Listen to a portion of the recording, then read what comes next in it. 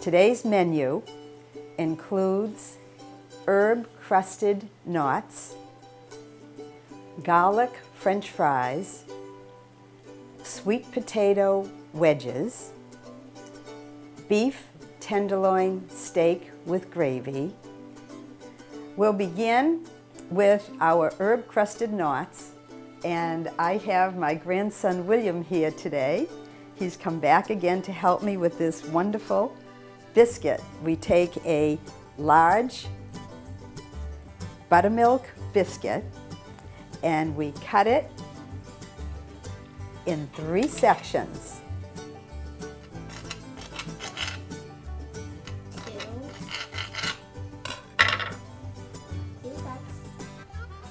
I will give William 1 section and he is going to roll them into ropes. The pan I'm using is already greased with just a light oil spray, and you place these knots 2 inches apart on the tray. Perfect. And here's an extra. Take this over here.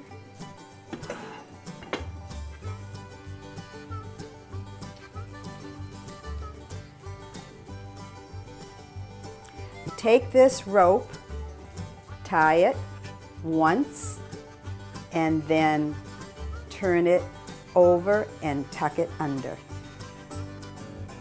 How you doing, William? Doing very well. They're fairly easy, aren't they? And we put them in the oven for only 10 minutes, 8 to 10 minutes. And it's on 400 degrees. They come out nice and golden brown. I'll make a few more cuts for you. There you go.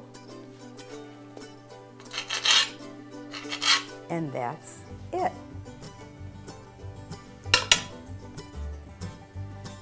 Then there is a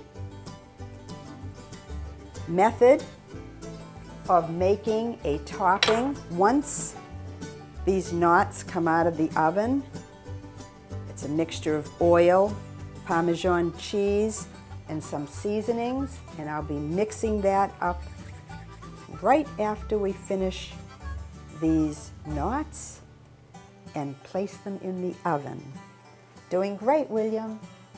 Thank you. Easy, isn't it? Very easy. Do you think you might like to be a chef someday? Yes? I would. What would you like to make? I would like everything you make. You like everything I make? Yeah. You're kind.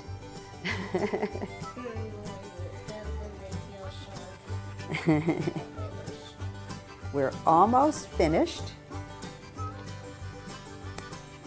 And you will see the results shortly. Beautiful. Thank you so much. And now, cut.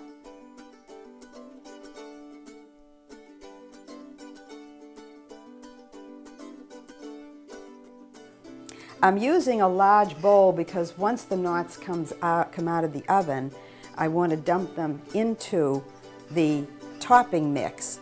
So I start with 1/3 cup of canola oil.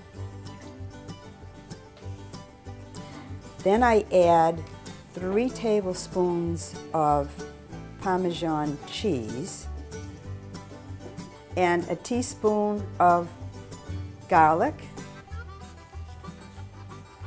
a teaspoon of oregano, and last, a teaspoon of parsley, dried parsley. And then just mix it together.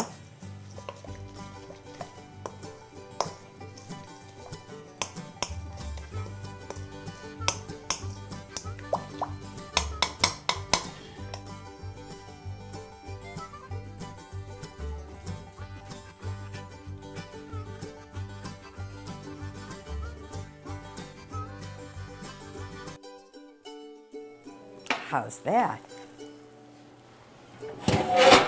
There you have it. Beautiful. Now, I take these, and they are really hot, William, so we have to be careful. And I slide them off the tray into the pan, making sure that the bottoms are, and it is hot, making sure that the bottoms are brown. You see that? And you take these, right, but I'll grab it again. The pan is really hot, especially when you put it on 400-degree oven. So these are pretty scalding.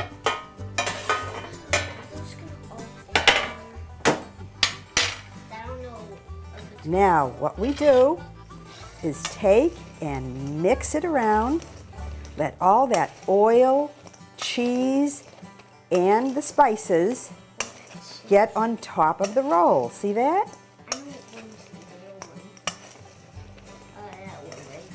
There, do you think I got it all?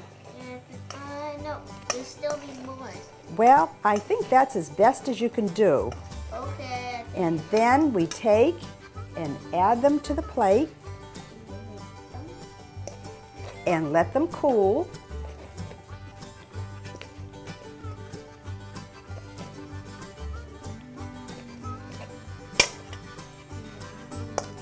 How's that? Smell that garlic? Do you like the smell of garlic? Yes. You do? Oh, okay. That's unusual. Young people sometimes don't like the smell of garlic. But this is awesome. You get 24 wonderful knotted rolls. How's that? And I have another batch of rolls so we can have a big party. And you see how there's a glossy finish when they first come out, naturally when they're nice and hot, and these need to be reheated.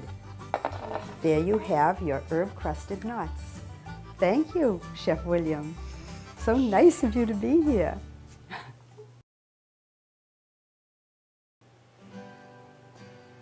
As you can see, I have my daughter-in-law Lisa back with me for a second time, and I'm glad that you're here. Yes. She helped me with a Mother's Day brunch. Now we're doing a Father's Day dinner. And this is garlic French fries. This is scrumptious. And what I'm going to have Lisa do is she's going to be peeling, taking off the skins of russet potatoes. We have 4 to 5 potatoes that'll be put in the oven, and they have to be coated with some oil, salt, and pepper when they first begin to bake. Lisa, if you could, just put the oven on to 450. You press the bake over there, see the bake? And 450 and start. These fries are anywhere from 3 to 4 inches long to 1/3 by 1/3. And they come out nice and crisp that way, so don't make them too wide. The coating for these fries consists of 3 tablespoons of oil,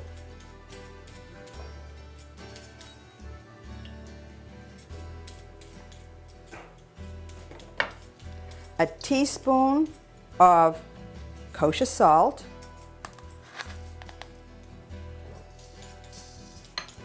and a 1/2 teaspoon of pepper. Okay, Gloria, I got all the skin off. Should it be totally off? Totally. And take off the dark spots too, yeah. Okay. Now what we do is stir the mix.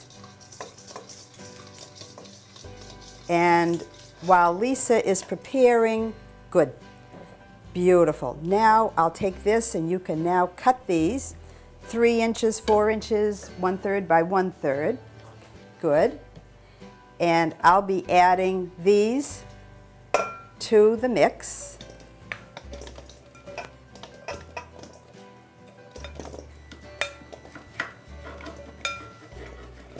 And there our oven is ready.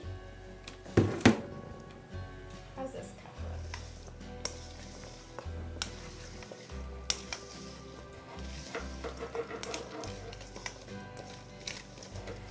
There, that's pretty well coated. We'll wait for Lisa to make more. Matter of fact, Lisa, could you just take this one, cut that in half? That's a little thick. And I also want to coat the tray with a little bit of oil. Don't want anything to stick.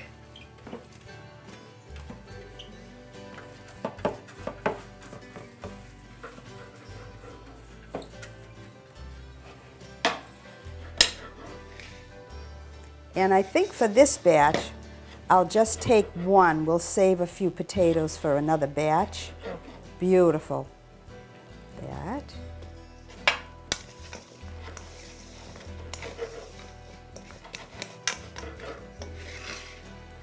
So now we add this to the bake pan. Spread it out. And Lisa, you can get the gloves. We'll put this in the oven for a half hour, and we are going to turn it after 15 minutes because it does start to brown up. So here you go. Good.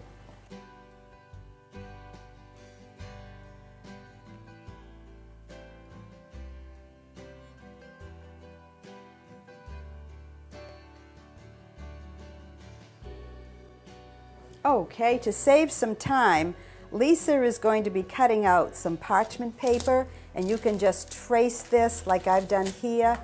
Trace it around, cut it out, All right. and these parchment papers are going to be put into a ramekin, and this is a nice way to serve the garlic fries. So why don't you make a few more? And I'm going to be making a sauce or gravy for the fries to be mixed in. And I had made some extra fries to just show you this. The other fries are in the oven right now. But what I do is so we add 1 tablespoon of canola oil and 2 teaspoons of minced garlic.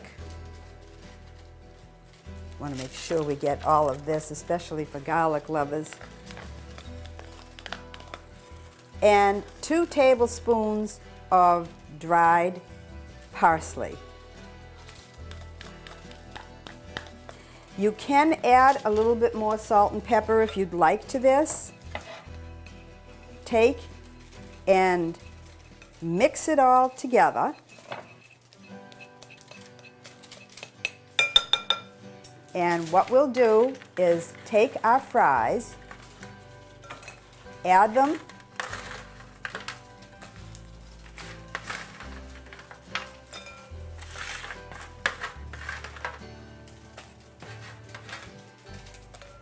and toss them.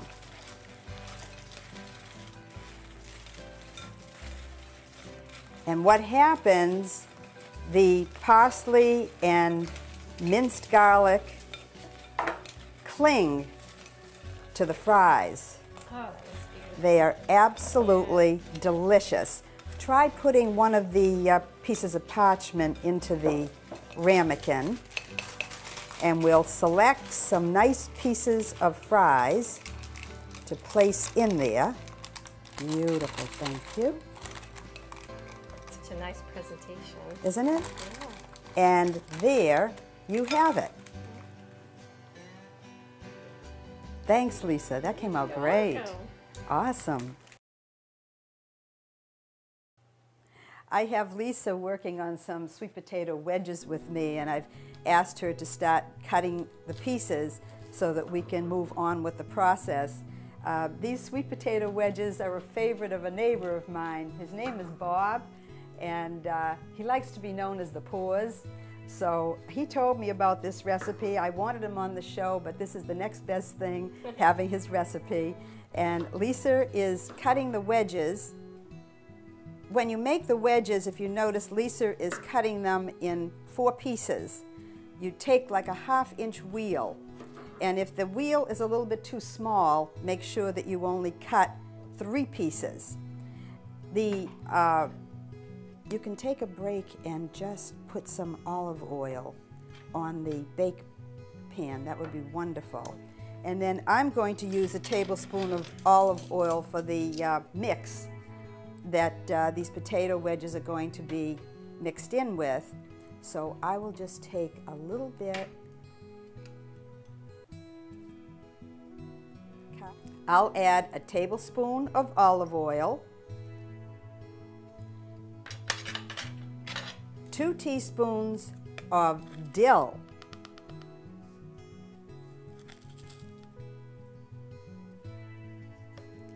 2 teaspoons of maple syrup,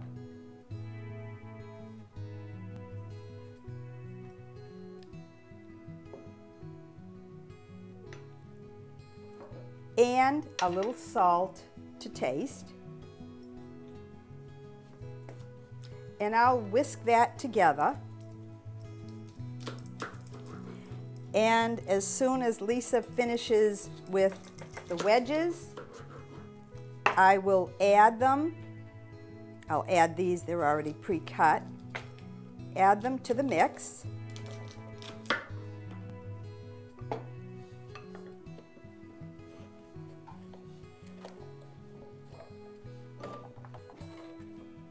Oh, they're coming out good. Good size. A good size. Yep. Gloria, I noticed some of the previous ones I cut had spots on them. Right. Spots. Should we omit those? Omit those. Sometimes when the potatoes get into the air, if they're not left in water, it does make a little bit of a mess. I did put some of them in water overnight just to prepare. But as you can see, they get coated beautifully just with that 1 tablespoon of olive oil, and the dill and the maple syrup together are terrific. I would have never thought of putting dill and maple syrup together. I know, that's what he said. It smells delicious. And you do a 400-degree oven for 25 to 30 minutes, and at the very end, 5 minutes more, you put it in the broiler, 550 degrees, and it just makes a nice brown tinge. So here we go. You can spread that. Here you go.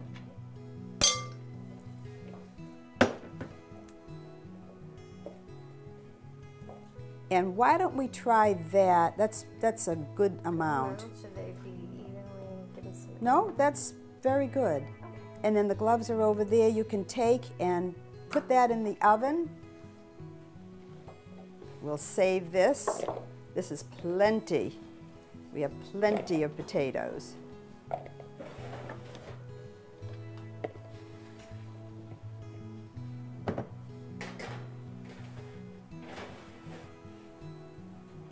Good.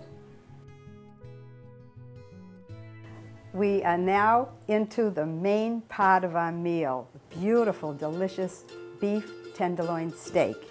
I have here 2 wonderful thick steaks, and what I'm going to do is add a little bit of olive oil, some salt and pepper. I'll turn them over, do the same thing again.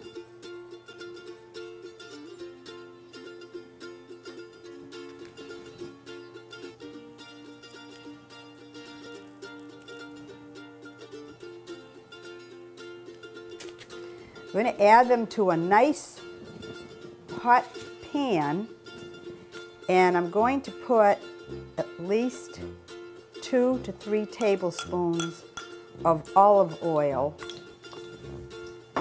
into the pan because we use this also for the gravy. Process for beef tenderloin, because it's so very soft, is to sear the meat on all sides. Again, it's best to have an apron when you do this. Give it 3 to 5 minutes on each side.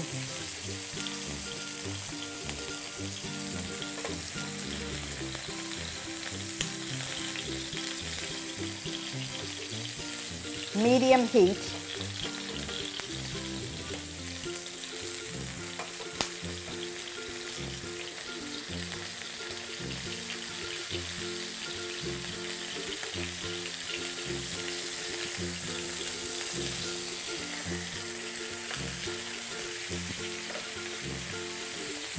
Then what I like to do is also flip it on its side to make sure that you sear it in on all sides.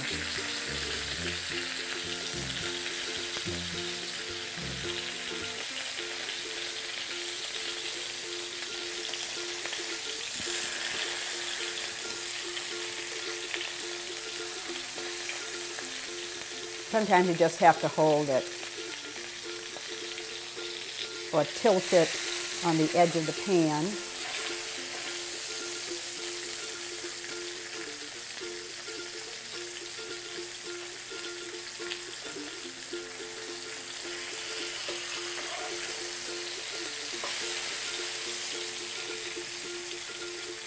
Some people like their meat very medium to rare. I like mine well done, so that I do put it into the oven. 350 for a half an hour.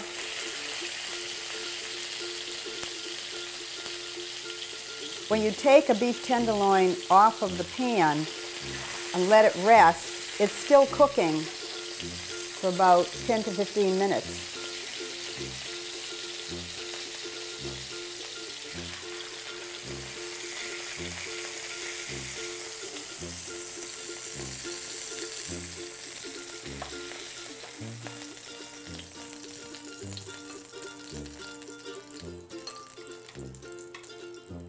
Now, ordinarily, I would put that in the oven, but I just want to show you how it works when you have a nice gravy. I will take and make sure that any residue left in the pan is scraped into the oil. Keep it on low while you're preparing everything. And what I have here is half a cup of water,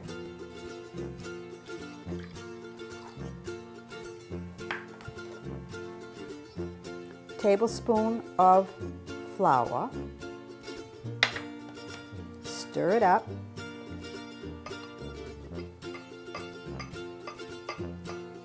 and you can even let a shallot fry in the oil while you're preparing the mix.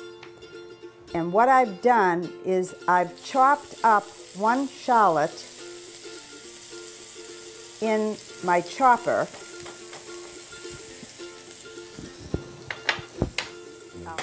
And it browns up very quickly. So keep it on low while you finish mixing your flour, water, Marsala wine, 1/4 cup, and a teaspoon of tomato paste.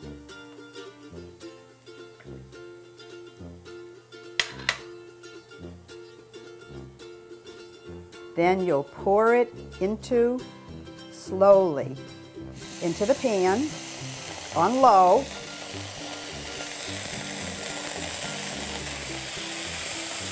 If it splashes too much, just lift it off the range while you're getting the liquid in. It'll stop.